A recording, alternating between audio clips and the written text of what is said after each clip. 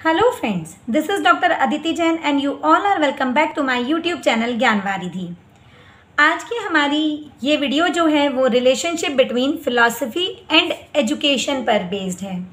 ये दोनों ही कंसेप्ट्स बहुत इम्पॉर्टेंट हैं और इनसे रिलेटेड क्वेश्चन आपके बीएड के एग्ज़ाम में या फिर आपके किसी भी कॉम्पिटिटिव एग्ज़ाम में यूजुअली आपको देखने के लिए मिल जाता है। तो I will just suggest you to watch this video till end and I can really assure you that this video will be very beneficial if you watch it and try to grasp the meaning.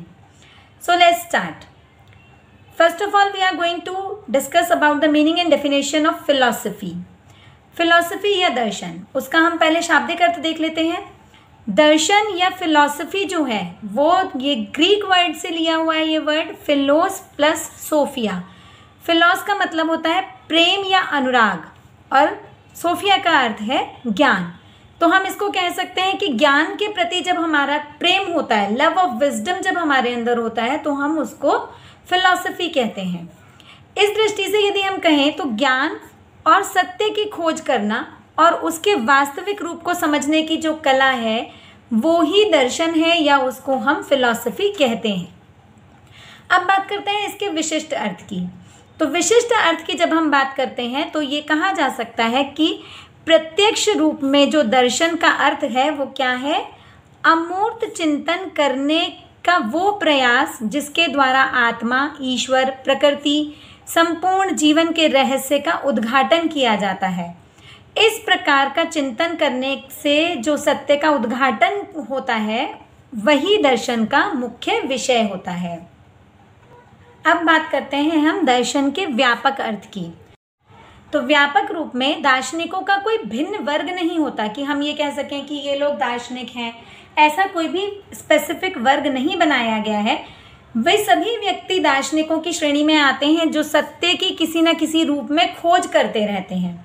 अगर हम broadly देखें तो प्रत्येक व्यक्ति दार्शनिक है, क्योंकि हमारे जीवन के इतने लंबे काल में हमारे मस्तिष्क में विभिन्न प्रकार के प्रश्न आते हैं और उनके समाधान के लिए हम लोग अपनी सभी मानसिक शक्तियों को, क्षमताओं को जुटा लेते हैं और किसी न किसी रूप में हमेशा सत्य की खोज करने में लगे रहते हैं। और जो सत्य की खोज करता है वो दार्शनिक कहलाता है। तो अगर हम व्यापक रूप में देखें तो प्रत्येक व्यक्ति, प्रत्येक मनुष्य जो है वो दार्शनिक है। अब बात करते हैं इसकी डेफिनेशंस की, जिससे आपको ये कंसेप्ट थोड़ा और ज़्यादा क्लियर हो जाएगा। तो सबसे पहले हम बात करते हैं सेलर्स के द्वारा दी गई डेफिनेशन की। इसमें उन्होंने कहा दर्शन उस निरंतर प्रयास को कहते हैं जिसके द्वारा हम अपनी और संसार की प्रकृति के संबंध में क्रमबद्ध ज्ञान द्वारा एक सूक्ष्म दृष्टि प्राप्त करने की चेष्टा करते हैं। इसमें क्या हमें ज्ञात करना है कि हम अपने और प्रकृति के बीच में हमारे क्या संबंध है, उसका क्रमबद्ध ज्ञान जब हम करते हैं और उसके विषय में सूक्ष्म दृष्टि प्राप्त करने की हमारी इच्छा होती है, हमारी चेष्टा होती है, तो उसको हम दर्शन कहते हैं। और दूसरी डेफिनेशन जो है हमारी वो बर्ट्रैंड रसल के द्वारा दी गई है। अन्य क्रियाओं के समान दर्शन का मुख्य उद्देश्य ज्ञान की प्राप्ति है। जब हम कोई भी कार्य केवल ज्ञान अर्जित करने के लिए करते हैं तो उसको दर्शन कहा जाता है। अब बात करते हैं एजुकेशन की, शिक्षा की। तो शिक्षा क्या है? ये जड़ नहीं होती है, अपितु एक चेतन या स्वइच्छित द्विमुखी प्रक्रिया है। द्विमुखी क्यों है? क्योंकि इसके दो मुख्य केंद्र माने जाते हैं, एक शिक्षक और दूसरा बालक। इसके लिए इन दोनों का होना परम आवश्यक है, क्योंकि शिक्षक का कार्य है पढ़ाना और पढ़ाएगा किसको? छात्रों को या बालकों को। तो इसके दो मुख्य केंद्र होते हैं। शिक्षक के हमेशा कुछ ना कुछ आदर्श होते हैं, मूल्य होते हैं, विश्वास होते हैं और उन सभी का प्रभाव बालक के ऊपर पड़ता ही है। अन्य शब्दों में यदि कहें तो शिक्षक एक दार्शनिक है जो अपने दर्शन के अनुसार बालक के जीवन के विभिन्न पक्षों को विकसित करता है और वांछित लक्ष्य को प्राप्त करने का प्रयास करता है। अब हम इन दोनों के मध्य जो रिलेशनशिप है उसको देख लेते हैं। तो पहले हम लोग देखते हैं कि शिक्षा किस प्रकार से दर्शन पर आश्रित है। दर्शन जीवन के उस वास्तविक लक्ष्य को निर्धारित करता है जिसे शिक्षा को प्राप्त करना है। तो बेसिकली क्या है कि दर्शन जो है वो लक्ष्य को निर्धारित करने की एक प्रक्रिया है और शिक्षा जो है उसको व्यवहारिक रूप में पूर्ण करने की प्रक्रिया है। तो इसको समझ लेते हैं। शिक्षा एक चेतन व स्वैच्छिक प्रक्रिया है जिसको उचित रूप से संचालित करने के लिए उचित मार्गदर्शन की परम आवश्यकता है। बिना मार्गदर्शन के लक्ष्य की प्राप्ति किसी भी तरह से नहीं हो सकती और जीवन के वास्तविक लक्ष्य का निर्धारण एवं शिक्षा का मार्गदर्शन जो है वो केवल दर्शन के द्वारा ही संभव हो सकता है। अब बात करते हैं, दर्शन शिक्षा के विभिन्न अंगों को प्रभावित करता है। यहाँ क्या है, दर्शन और शिक्षा के मध्य जो है वो घनिष्ठ संबंध है और दोनों को किसी भी हालत में एक दूसरे से अलग नहीं किया जा सकता। ध्यान से यदि हम देखेंगे तो हमें ये ज्ञात होगा कि दार्शनिक विचारधाराओं का ही प्रभाव है जिससे शिक्षा के विभिन्न अंग समय समय पर प्रभावित होते रहते हैं। नेक्स्ट पॉइंट इज, महान दार्शनिक जो हैं वो महान शिक्षा शास्त्री भी हुए हैं। अनेक महान दार्शनिक ऐसे हैं जो महान शिक्षा शास्त्री हुए। इनके द्वारा लिखे हुए ग्रंथ केवल दार्शनिक कृतियां ही नहीं हैं अपितु उनका शिक्षा के क्षेत्र में भी विशेष महत्व है। जैसे प्लेटो, सुकरात, Locke, Comenius, Rousseau, Dewey, Gandhi, Tagore, Vivekananda, Aurobindo Ghosh. They are numerous and endless names, जो ऐसे लोग हैं जो दार्शनिक भी रहे हैं और जिन्हें हम शिक्षा शास्त्री के रूप में भी जानते हैं। नाउ नेक्स्ट हम उन पॉइंट्स को डिस्कस करेंगे जिनमें हमें ये पता चलता है कि किन कारणों से शिक्षा दर्शन पर आश्रित है। तो शिक्षा दर्शन का गत्यात्मक साधन है। दर्शन, हमने अभी पहले भी बात की कि लक्ष्यों का निर्धारण करता है और जो शिक्षा है वो उसका गत्यात्मक रूप है। हम बहुत शॉर्ट में अगर कहें तो दर्शन सैद्धांतिकता पर आधारित है और शिक्षा उन सिद्धांतों को व्यवहारिक रूप में परिवर्तित करती है। नेक्स्ट पॉइंट, शिक्षा लक्ष्य को प्राप्त करने का एक साधन है।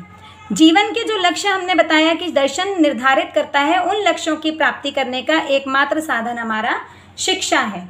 तो इन दोनों ही तरह से हम इसको देख सकते हैं कि लाइक आपके पास एक क्वेश्चन यूजुअली आता है कि philosophy and education are two sides of the same coin. तो ये वही आंसर है कि दोनों एक दूसरे पर पूरी तरह से डिपेंडेंट हैं, एक दूसरे के पूरक हैं। एक दूसरे के अभाव में किसी दूसरे की पूर्ति नहीं हो सकती, तो दोनों ही एक दूसरे पर पूरी तरह से आश्रित हैं। नेक्स्ट पॉइंट में हम डिस्कस करेंगे कि किस तरह से पाठ्यक्रम और दर्शन एक दूसरे पर निर्भर करते हैं या आश्रित हैं। तो ये हम कॉमनली देखते हैं कि जिस समय या जिस देश में जैसी विचारधाराएं, आकांक्षाएं, मान्यताएं या आदर्श प्रचलित होते हैं, उन्हीं के अनुसार देश के पाठ्यक्रम का भी निर्माण किया जाता है और उसके अंतर्गत उन्हीं विषयों को सम्मिलित किया जाता है जो उस देश व समाज की तत्कालीन आवश्यकताओं को पूर्ण करने में समर्थ होते हैं। नेक्स्ट हम डिस्कस करते हैं दर्शन और शिक्षण पद्धतियों को। इन दोनों के मध्य भी घनिष्ठ संबंध होता है और इसी कारण दार्शनिक विचारधाराओं के अनुसार शिक्षण पद्धतियों में भी परिवर्तन होता रहता है। जैसे अगर हम बात करते हैं प्रकृतिवाद की, तो प्रकृतिवाद में कहा कि करके सीखना है, खुले वातावरण में प्रकृति के समीप सीखना है। और जब हम बात करते हैं प्रैग्मेटिज्म की, तो वहाँ पर इस चीज़ के ऊपर एम्फसाइज किया गया कि बालक जो है वो केंद्र बिंदु होना चाहिए शिक्षण का, और उसमें यूरिस्टिक, डिस्कवरी मोड एंड बहुत सारे प्रैक्टिकल एस्पेक्ट्स के ऊपर बल दिया गया है। तो ये आदर्श जो उस समय विचार या आदर्श हमारे चल रहे होते हैं, उन्हीं के अनुसार हमारी शिक्षण पद्धतियाँ भी बदलती रहती हैं। नेक्स्ट है philosophy and discipline.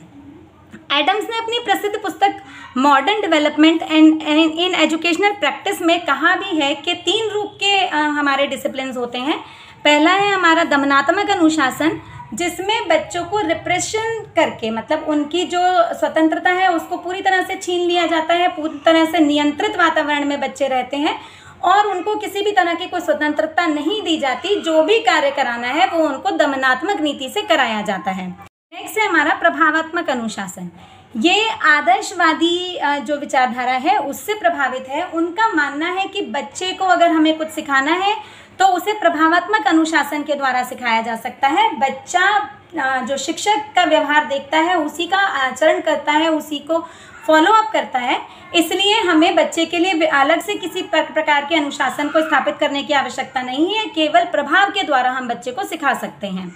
And next है हमारा मुक्त्यात्मक अनुशासन, जिसमें पूर्ण स्वतंत्रता की बात की जाती है, जो प्रकृतिवादी विचारधारा से प्रेरित है। इसमें कहा जाता है कि बच्चे को पूरी तरह से खुला और स्वतंत्र छोड़ दिया जाए और प्रकृति उसको अपने हिसाब से सब कुछ सिखा लेगी। Next is philosophy and text book. जीवन के आदर्शों तथा शिक्षा के उद्देश्यों को प्राप्त करने के लिए पाठ्य पुस्तक एक महत्वपूर्ण साधन होता है। अतः पाठ्य पुस्तक का देश की प्रचलित दार्शनिक विचारधारा से प्रभावित होना स्वाभाविक ही है। पाठ्य पुस्तक की विषय वस्तु देश के आदर्शों तथा आवश्यकताओं की पूर्ति करती है और हमें उन्हीं पाठ्य पुस्तकों का चयन करना चाहिए जिनमें आधुनिक जीवन के आदर्शों तथा भावनाओं की झलक दिखाई देती। Next is philosophy and teacher. शिक्षक और दर्शन एक दूसरे से किसी भी तरह पृथक नहीं हैं, तो शिक्षकों के विचारों तथा देश की आवश्यकताओं में अनुरूपता का होना परम आवश्यक है। तभी देश व उसके भावी नागरिकों की उन्नति संभव हो सकती है। आई होप ये वीडियो आपको पसंद आया होगा। अगर आपको मेरे वीडियोज़ अच्छे लगते हैं तो उन्हें लाइक, सब्सक्राइब और शेयर करना ना भूलें। Thank you.